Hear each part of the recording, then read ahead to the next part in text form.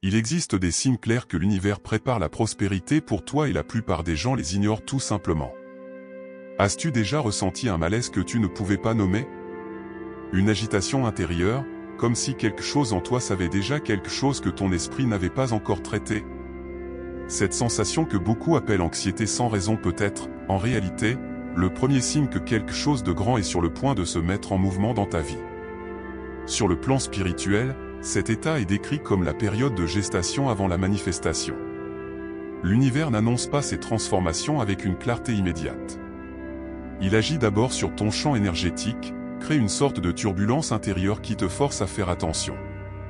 C'est le même principe qui se produit avant un orage, l'air change, les animaux le sentent, la nature répond avant qu'un seul coup de tonnerre n'apparaisse. La psychologie appelle cela un pressentiment intuitif. Mais les grands maîtres spirituels l'appellent un appel. Et le problème, c'est que la plupart des gens, en ressentant cette inquiétude, essaient de l'étouffer avec la distraction, la routine ou la peur. Et alors le signal passe. La fenêtre se ferme. Si tu ressens en ce moment une inquiétude que tu ne peux pas expliquer, ne la repousse pas. Reste avec elle. Demande-lui ce qu'elle veut te montrer. Car l'univers crie rarement. Il chuchote d'abord. Et la richesse dans tous les sens du terme commence toujours par un murmure intérieur que tu choisis d'entendre ou non. Si tu as déjà ressenti cela sans savoir ce que c'était, écris dans les commentaires « Je l'ai ressenti ». Tu seras surpris du nombre de personnes qui sont passées par là. Il existe quelque chose de profondément ancien dans la relation entre les êtres humains et les animaux. Bien avant toute religion organisée, les peuples autochtones de toutes les régions du monde le savaient déjà. Lorsqu'un animal apparaît de manière inhabituelle, hors contexte, ou de façon répétée sur ton chemin, il porte un message. Ce n'est pas de la superstition. C'est un langage symbolique que l'univers utilise parce qu'il est universel. Il traverse les cultures, les époques et les langues. Un hibou qui apparaît 3 fois dans la même semaine. Un papillon qui se pose sur toi dans un moment de décision. Un cerf qui traverse ta route au moment précis où tu pensais abandonner quelque chose. Ces rencontres ne sont pas accidentelles pour ceux qui sont à l'écoute. Dans la tradition chamanique, les animaux sont des messagers entre le monde visible et l'invisible. Dans le contexte de l'abondance, certains animaux apparaissent comme une confirmation que tu es sur la bonne voie ou comme un avertissement que tu dois changer de cap. L'aigle, par exemple, symbolise la vision élevée et le leadership. Le renard, l'intelligence stratégique et l'opportunité. L'abeille, la construction collective et la prospérité à travers un travail aligné avec le but. La question n'est pas seulement quel animal apparaît, c'est ce que tu pensais, ressentais ou décidais au moment précis où il a croisé ton chemin. L'univers est contextuel. Il parle au moment où tu te trouves. Si un animal est apparu de façon marquante dans ta vie, raconte-le dans les commentaires. Ces témoignages sont incroyables et peuvent aider d'autres personnes à reconnaître leurs propres signes. Il existe un phénomène curieux que les chercheurs en comportement humain ont identifié. Certaines personnes accumulent la prospérité presque sans s'en rendre compte, tandis que d'autres travaillent énormément et restent exactement au même endroit. La différence est rarement une question de talent ou d'effort. Elle réside dans le schéma intérieur. Sur le plan spirituel, il existe une fréquence vibratoire qui attire l'abondance. Et elle n'est pas composée de pensées positives forcées ni d'affirmations répétées sans conviction. Elle est faite de quelque chose de bien plus subtil, une croyance profonde, presque inconsciente, que la vie est généreuse et que tu appartiens à cette générosité. Les personnes qui prospèrent sans s'en rendre compte partagent certaines caractéristiques frappantes. Elles parlent rarement de ce qu'elles n'ont pas, elles parlent de ce qu'elles construisent. Elles ne demandent pas la permission de rêver, elles rêvent et organisent ensuite la réalité autour du rêve. Elles traitent les pertes comme des repositionnements, non comme des punitions. Et surtout, elles ont une relation paisible avec l'argent. Elles ne l'idolâtrent pas, elles ne le craignent pas. Elles le traitent comme une énergie qui coule là où il y a de l'espace et de l'intention. Si tu commences à reconnaître ces schémas en toi-même, fais attention. Ce n'est pas une coïncidence. C'est l'univers qui calibre ta fréquence pour ce qui s'en vient. Si ce contenu t'ouvre quelque chose, mets un like maintenant, cela aide cette vidéo à atteindre ceux qui ont le plus besoin de l'entendre aujourd'hui. Les rêves sont le langage le plus honnête qui soit. Durant le sommeil, l'esprit conscient avec tous ses filtres, ses peurs et ses jugements se retire. Et ce qui reste est le champ le plus pur de ta perception, l'inconscient. Et c'est dans ce champ que l'univers dépose fréquemment ses messages les plus importants. Léo dans les rêves, dans pratiquement toutes les traditions spirituelles du monde, représente l'état émotionnel et le flux de la vie. Une eau propre, en mouvement, abondante, c'est le signe que quelque chose coule vers toi. Une eau stagnante ou trouble demande attention à ce que tu refoules. L'or et les objets brillants symbolisent une valeur qui n'a pas encore été reconnue, souvent ta propre valeur, que tu n'as pas encore appris à faire valoir ou à offrir au monde. Et les lieux inconnus dans les rêves? Ce sont des invitations. L'inconscient te montrant des territoires de vie que tu n'as pas encore explorés, des possibilités qui existent, mais que tu n'as pas encore permis de devenir réelles. Il n'est pas nécessaire d'être un interprète de rêve pour commencer à entendre ces messages. Il suffit de créer l'habitude de, au réveil, passer 2 minutes en silence et de te demander qu'est-ce que ce rêve essayait de me montrer? La réponse, la plupart du temps, est déjà en toi. Abonne-toi à la chaîne si ce n'est pas encore fait. Chaque semaine, il y a du contenu qui t'aidera à déchiffrer les signaux que l'univers place dans ta vie. L'intuition est souvent rejetée comme quelque chose de mystique, d'imprécis ou de peu fiable. Mais il existe une science profonde derrière elle, et lorsqu'elle est appliquée au domaine financier, elle peut être l'un des atouts les plus puissants que tu possèdes. Sur le plan neurologique, l'intuition est le résultat de milliers de schémas traités par le cerveau de manière non linéaire. C'est en réalité une forme d'intelligence ultra rapide qui arrive avant le raisonnement logique parce qu'elle n'a pas besoin de passer par le filtre de la pensée consciente. Et c'est précisément pour cela qu'elle est si puissante, elle n'est pas contaminée par la peur, l'ego ou le besoin d'approbation. Sur le plan spirituel, l'intuition financière est la voix de l'univers qui dit cette direction a de l'énergie. Lorsque tu sens que tu dois ou ne dois pas faire un certain investissement, accepter ou refuser une certaine proposition, entrer ou sortir d'une certaine situation et que ce sentiment n'a aucune explication rationnelle mais est absolument clair, ce n'est pas un hasard. C'est un alignement. La raison pour laquelle la plupart des gens l'ignorent est simple, la peur de se tromper.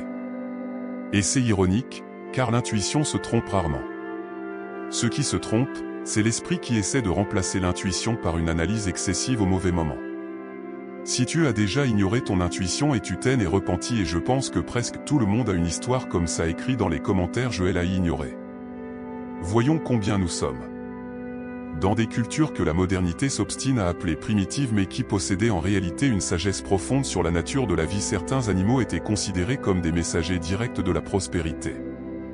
Et ce qui est fascinant, c'est que même dans des cultures qui n'ont jamais eu de contact entre elles, les symboles se répètent. L'éléphant, dans l'hindouisme et dans plusieurs traditions africaines, est un symbole de mémoire, de force et d'abondance inébranlable. Le poisson, dans les cultures orientales et méditerranéennes, représente la fertilité, la multiplication et le flux continu de ressources. La tortue, dans les traditions autochtones des Amériques et dans la philosophie taoïste, symbolise la patience, la protection et une richesse qui grandit lentement mais dure pour toujours. La psychologie jungienne a une réponse fascinante à cette universalité, ce sont des archétypes. Des images primordiales qui habitent l'inconscient collectif de l'humanité. Cela signifie que lorsqu'un éléphant apparaît dans ton rêve ou croise ton chemin de manière inhabituelle, il active en toi une mémoire ancestrale, un code de signification qui va bien au-delà de ton histoire personnelle. Il n'est pas nécessaire d'adopter une croyance spécifique pour reconnaître la valeur de cette sagesse. Il suffit de rester ouvert.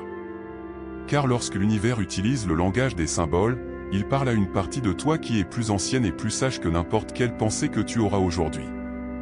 Partage cette vidéo avec quelqu'un que tu sais traverser une période de transition. Ce pourrait être exactement ce dont cette personne a besoin d'entendre maintenant. Il existe une période généralement silencieuse et peu comprise qui précède toute grande transformation de vie. Et durant cette période, beaucoup de gens commencent à se comporter de façon qu'ils ne comprennent pas eux-mêmes. Ils commencent à réorganiser des espaces sans savoir pourquoi. Ils ressentent le besoin de s'éloigner de certaines personnes. Ils perdent de l'intérêt pour des choses qui semblaient importantes auparavant. Ils deviennent plus sélectifs dans ce qu'ils disent, avec qui ils passent du temps, ce qu'ils consomment. Sur le plan spirituel, c'est le processus de nettoyage qui précède l'arrivée. L'univers ne dépose pas l'abondance dans des espaces remplis de choses qui ne servent plus. Avant d'apporter le nouveau, il déplace l'ancien. Et toi, souvent sans le savoir consciemment, tu commences à collaborer avec ce processus. Ce comportement étrange est en réalité un alignement instinctif. Ton être le plus profond sait déjà ce qui s'en vient. Et il crée de l'espace. Il ajuste l'environnement extérieur pour recevoir ce qui a déjà été accordé intérieurement. Si tu es dans ce moment maintenant en train de réorganiser, de t'éloigner, de te réorienter, ne l'interprète pas comme une crise. Interprète-elle comme une préparation. Car généralement, plus ce processus est intense, plus grand est le tournant qui s'en vient. Mais un like si cela décrit exactement ce que tu vis en ce moment. Tu n'es pas seul dans ce processus. Tu commences à voir 1111 sur l'horloge. Puis 222. Puis les chiffres de ta date de naissance apparaissent dans des endroits aléatoires, plusieurs fois dans la même semaine. Beaucoup de gens ignorent cela. D'autres deviennent curieux. Mais très peu comprennent ce qui se passe vraiment. Carl Gustav Jung, l'un des plus grands psychologues de l'histoire, a développé le concept de synchronicité pour décrire les coïncidences qui portent un sens. Il ne croyait pas qu'elles étaient aléatoires. Il croyait qu'elles se produisaient lorsqu'une personne se trouvait dans un état particulier de conscience ouverte, attentive, en processus de transformation. D'un point de vue spirituel, les chiffres se répètent lorsque tu vibres à une fréquence qui est en harmonie avec ce que l'univers organise pour toi. Ce ne sont pas les chiffres qui portent le message, c'est ton état de perception qui te permet de les voir. Quelqu'un dans un état de fermeture, de distraction ou de peur passe devant la même horloge et ne remarque pas le 1111. L'état mental qui attire les synchronicités est celui de la présence consciente lorsque tu es éveillé à ta propre vie, lorsque tes pensées et tes intentions sont alignées, lorsque tu cesses de vivre en pilote automatique. Et c'est exactement cet état qui attire également les opportunités, les connexions et la prospérité qui semblaient lointaines.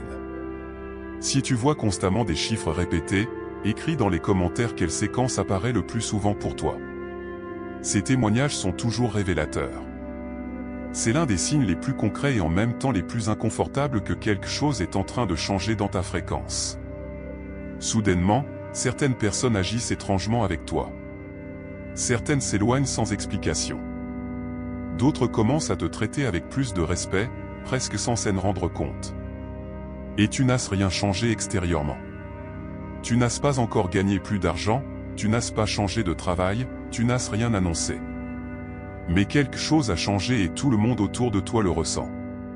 Cela se produit parce que les êtres humains sont bien plus sensibles à l'énergie qu'ils ne l'admettent rationnellement. Avant tout changement externe, un changement se produit dans le champ et ce champ est perçu par les personnes qui vivent avec toi, même inconsciemment. Ceux qui s'éloignent sont généralement ceux dont la présence était ancrée dans la version précédente de toi. Lorsque tu changes de fréquence, la relation perd son ancien point d'équilibre. Ce n'est pas nécessairement de la malveillance, c'est une incompatibilité énergétique. Et spirituellement, cet éloignement est une protection. L'univers nettoie le terrain. Ceux qui se rapprochent ou qui changent leur façon de te traiter répondent à la nouvelle version que tu es en train de devenir. Et très souvent, ce sont précisément ces nouvelles connexions qui porteront les opportunités que tu attendais. Abonne-toi à la chaîne et active la cloche, ces sujets sont explorés ici chaque semaine d'une façon que tu auras du mal à trouver ailleurs. C'est probablement le sujet le plus important de cette vidéo et le moins abordé. Parce que la plupart des contenus sur l'abondance se concentrent sur ce qu'il faut faire pour l'attirer. Mais presque personne ne parle de ce que la plupart des gens font inconsciemment pour la repousser. Il existe une peur profonde, installée dans la psyché de nombreuses personnes, de vraiment prospérer. Cette peur apparaît rarement clairement.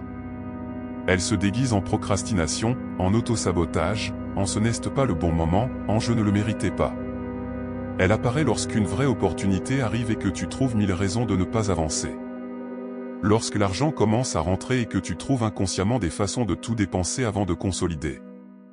Psychologiquement, ce schéma a des racines dans des croyances héritées sur l'argent sale, sur la richesse comme quelque chose qui corrompt, sur l'idée que les gens simples ne devraient pas vouloir trop. Ce sont des récits familiaux, culturels et religieux qui ont été gravés dans l'inconscient et qui travaillent contre toi-même lorsque ton esprit conscient veut prospérer. L'univers peut tout préparer. Mais s'il y a une partie de toi qui croit qu'elle ne le mérite pas ou qui craint ce qui changera lorsque tu prospéreras vraiment, cette partie trouvera un moyen de bloquer l'arrivée. La guérison commence par la reconnaissance. Demande-toi honnêtement qu'est-ce que je crois, au fond, qu'il va se passer si je deviens vraiment riche? Laisse-le dans les commentaires. Ce pourrait être le début de quelque chose de très important pour toi. Certaines traditions spirituelles travaillent avec le concept d'animal de pouvoir, un être du règne animal qui porte une énergie spécifique et qui apparaît dans ta vie pour te guider à travers une phase particulière. Contrairement aux présages généraux, l'animal de pouvoir a une connexion plus personnelle, il apparaît de façon répétée, dans les rêves et dans la vie réelle, et son message est dirigé vers ton moment spécifique. Dans le contexte de l'abondance et de la richesse, certains animaux ont une présence particulièrement marquée. Le loup apparaît pour ceux qui ont besoin de faire confiance à leur propre intelligence et leadership pour prospérer. Il représente le chemin du conquérant qui marche avec son groupe mais ne dépend pas de l'approbation pour avancer. Le serpent, redouté par beaucoup, est en réalité l'un des symboles les plus puissants de transformation et de renouveau financier. Il change de peau sans résistance, et c'est exactement ce que la prospérité exige. Le cerf apparaît pour ceux qui sont appelés vers une richesse qui arrive avec légèreté et grâce, non par la force brute, mais par la délicatesse stratégique. Et le lion, bien sûr, pour ceux qui sont préparés pour une position d'autorité et de leadership dans ce qu'ils font. Si l'un de ces animaux est apparu pour toi et que tu ne peux pas ignorer la récurrence, ne l'ignore pas, demande-toi ce que cette énergie veut t'enseigner. Car l'univers utilise toutes les ressources disponibles pour communiquer avec toi. Écris dans les commentaires quel animal tu sens avoir une présence spéciale dans ta vie. Ce sera très intéressant à comparer. Il existe un petit mot qui porte un poids énorme dans la vie des gens: je mérite. Ou plutôt son absence. Car la croyance ou le doute sur son propre mérite est le filtre par lequel passe chaque opportunité de prospérité avant de se matérialiser. Pensez ainsi: l'univers présente une opportunité. Mais avant qu'elle t'atteigne comme une action concrète, elle passe par un filtre intérieur. Et ce filtre demande automatiquement: est-ce que je le mérite? Suis-je capable de cela? Est-ce pour moi?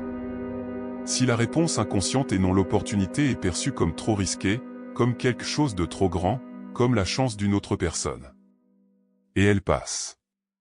Croire en son propre mérite n'est pas de l'arrogance. C'est un alignement.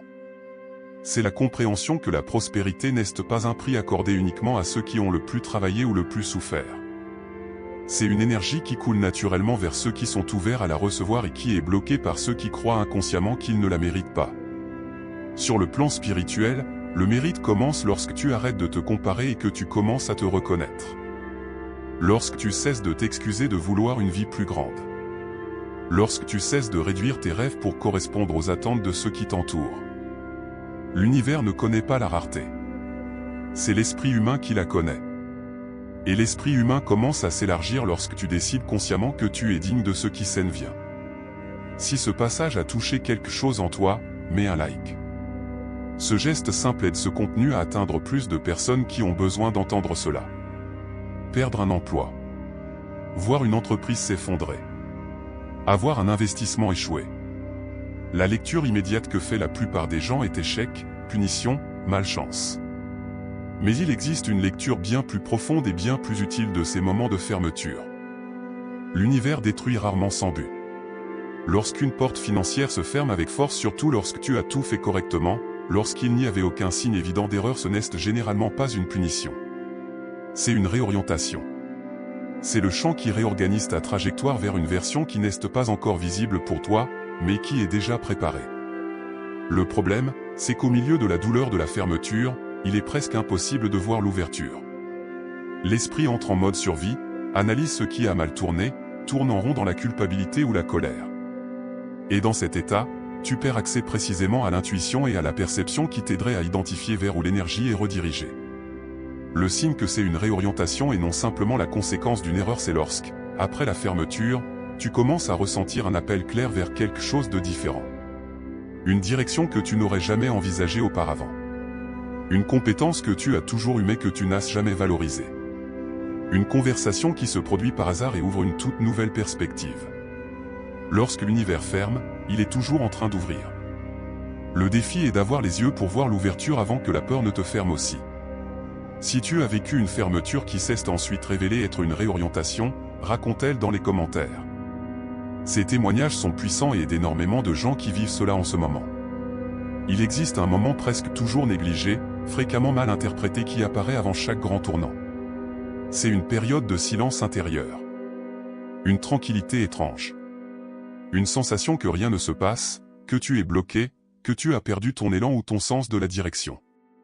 La plupart des gens interprètent ce silence comme une stagnation. Et alors ils commettent l'erreur la plus commune, ils essaient de forcer le mouvement. Ils essaient de faire quelque chose n'importe quoi pour se débloquer. Et ce faisant, ils interrompent précisément le processus qui se déroulait sous la surface. Dans la nature, le silence avant la transformation est absolu. La chenille ne se bat pas à l'intérieur du cocon. Elle se dissout. Et c'est précisément dans cette dissolution apparemment inactive que se produit la réorganisation complète, celle qui produit le papillon. Le chêne passe des mois sous terre avant de percer le sol. Le diamant se forme dans un silence absolu, sous une pression extrême, sans aucune précipitation. Sur le plan spirituel, lorsque tu entres dans cette période de tranquillité, l'univers travaille à un niveau que tes sens n'ont pas encore atteint. Il connecte des points que tu ne peux pas encore voir. Il prépare le terrain pour une manifestation qui te surprendra même toi. Fais confiance au silence. Respire en lui. Car au moment où la transformation sera prête à émerger, tu n'auras pas besoin de forcer quoi que ce soit. Elle apparaîtra avec une clarté et une force que tu n'aurais jamais espérées. Si tu es dans ce silence maintenant, écris dans les commentaires « Je suis dans le cocon ». Tu verras que tu n'es pas seul dans ce processus. Nous sommes arrivés au sujet le plus pratique et en même temps le plus spirituel de tous. Car cela ne sert à rien de percevoir tous les signes, de ressentir l'inquiétude, de voir les animaux, de reconnaître les synchronicités, d'identifier la réorientation si tu ne fais pas le seul pas qui transforme tout cela en réalité concrète. Ce pas, c'est l'action alignée. Pas l'action frénétique, désespérée ou forcée. L'action qui naît du silence, de la perception, de l'alignement intérieur. L'action que tu fais non pas parce que tu as peur de perdre, mais parce que tu as ressenti clairement que c'est le moment d'avancer. L'univers conspire. Mais il n'agit pas pour toi. Il prépare le terrain, positionne les bonnes personnes, ouvre les portes mais tu dois les franchir. La richesse matérielle, émotionnelle, spirituelle ne tombe pas dans les bras de celui qui attend passivement. Elle se livre entre les mains de celui qui a perçu les signes, traité la peur, honoré le silence et s'est ensuite mis en mouvement avec intention. La question qui reste, après tout ce que tu as vu dans cette vidéo, n'est-ce pas l'univers me prépare-t-il? La réponse à cela est déjà en toi, tu l'as ressenti tout au long de chaque sujet. La vraie question est quand vas-tu commencer à agir comme quelqu'un qui croit mériter ce qui est préparé pour lui? C'est le seul pas qui sépare ceux qui reçoivent de ceux qui continuent d'attendre. Si cette vidéo t'a parlé du début à la fin, partage-la avec quelqu'un qui a besoin d'entendre cela. Et abonne-toi à la chaîne, car ce n'est qu'une des conversations qui ont lieu ici chaque semaine. À la prochaine vidéo.